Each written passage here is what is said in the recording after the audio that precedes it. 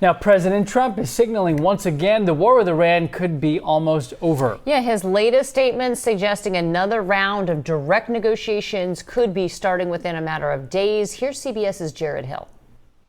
I think it's close to over, yeah. I mean, I view it as very close to over. In a new interview, President Trump says the war with Iran is almost at an end. If I pulled up stakes right now, it would take them 20 years to rebuild that country. I think they want to make a deal very badly. Tuesday, the president told the New York Post a second round of direct talks with Iran could be happening over the next 2 days. He doesn't want to make like a small deal.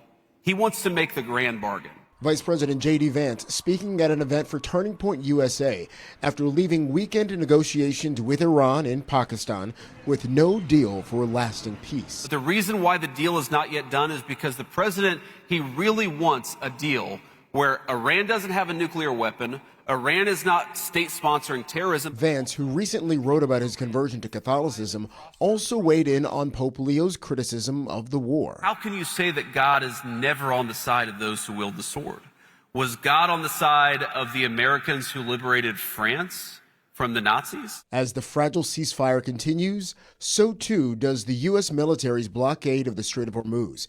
Restrictions are keeping gas prices above $4 a gallon. We have a pricing problem. If this goes on longer, there could be a supply problem. There could be places where people can't get the products they need, and we worry a lot about that. Representatives for Chevron say the energy giant is bringing in Venezuelan crude oil to help, but suggested people drive less.